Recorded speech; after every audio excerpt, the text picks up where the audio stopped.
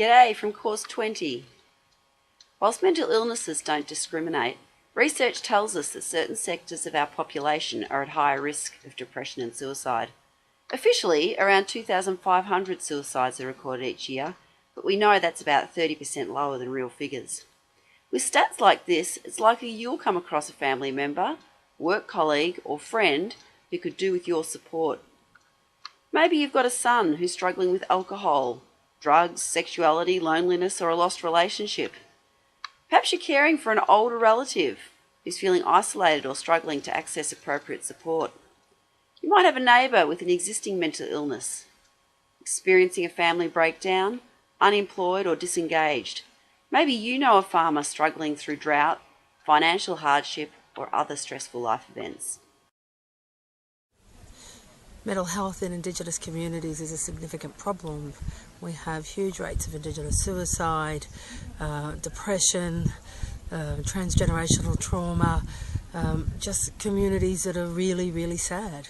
In the last 12 months we would have had 20 funerals from suicide. There is a deep sadness. I'm from a farm, I have a middle-aged husband and I felt I wasn't really listening to him and addressing his needs. Basically I didn't know how, so even though I work, an occupational therapist. Unfortunately, many people have trouble understanding depression. Often we notice changes in those close to us or sense that something isn't quite right, but we aren't sure how to start the conversation. So we say nothing or vaguely intimate that something has changed. Besides the personal struggle, depressed people have to deal with other people's perceptions of depression.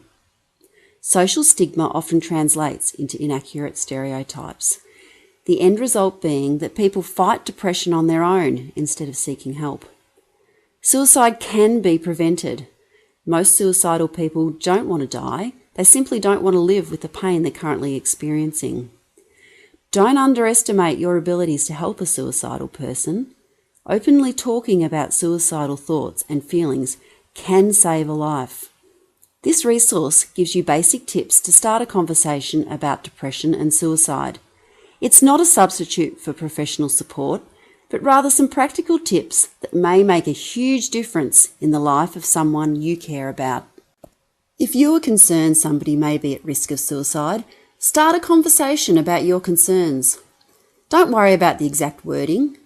Try not to be leading or judgmental. Listen with patience and compassion. The conversation may seem one-sided. Don't feel you have to fill in the silences or fix the situation unless they're asking for specific help. If you're sincere in your desire to help and comfort, that will come through. You might start with something like, "I'm sorry you're in so much pain. I'm here to support you." Or, "I may not be able to understand exactly how you feel, but I care about you and I want to help. I wanted to check in with you because you haven't seemed yourself lately." One thing that I've learnt over the years is that it's really important to get to know people. And to get to know people, you really need to provide opportunity for them to feel comfortable, to build up trust by listening to people. Often when you do provide this space, people will talk to you about more than just how things are going on the farm. Often you'll learn a whole lot more, and I think it's really important to recognise that within our rural communities, people like myself often play much more of an important role than what we realise, and by simply listening to people can actually really help them. Hey Unc, how you going? What have you been up to? Haven't seen you around. Catching any fish? Looking a bit down, Uncle, what's going on? Tell me your story. Or if it's my son, he's angrier than normal and he's not telling me why and he's not eating. Sometimes it's not what they say, it's not what they want, it's what they're not saying. Read it all, pay attention. Bye. Hopefully if I notice somebody was struggling, by being able to build a relationship with, talking about our industry, whether it's the rain or the cattle prices or whatever, hopefully that will allow them to build a relationship that then I am comfortable to encourage them to seek help. Be aware of things that put people at greater risk of suicide? For instance, a mental illness, poor physical health, a history of suicide attempts, bad things that have happened recently, childhood physical or sexual abuse, or belonging to an at-risk group like men, Indigenous people, the unemployed, prisoners, and gay, lesbian and bisexual people. Describe the things that have caused you concern. The Mental Health First Aid Action Plan is a simple and effective tool to use. The A asks you to approach, assess and assist with any crisis. Be direct with your questions. For example, you could ask, are you having thoughts of suicide? Or, are you thinking about killing yourself? If the answer is yes, then ask whether they have a plan. How, where, when, if they've felt suicidal before, and whether they have been using drugs or alcohol, because intoxication can increase the risk of a person acting on suicidal thoughts. If you're unable to make a connection with the person, help them to find someone else to talk to. The L reminds you to listen non-judgmentally.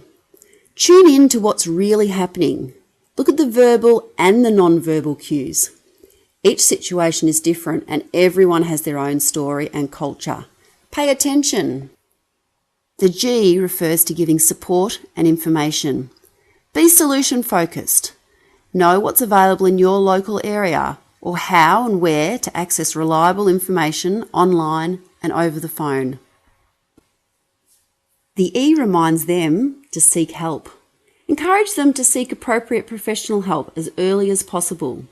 This might be their GP, a counsellor, psychologist, mental health nurse, or any appropriate allied health professionals. The final E empowers them to seek other supports. Lots of things fall into this category.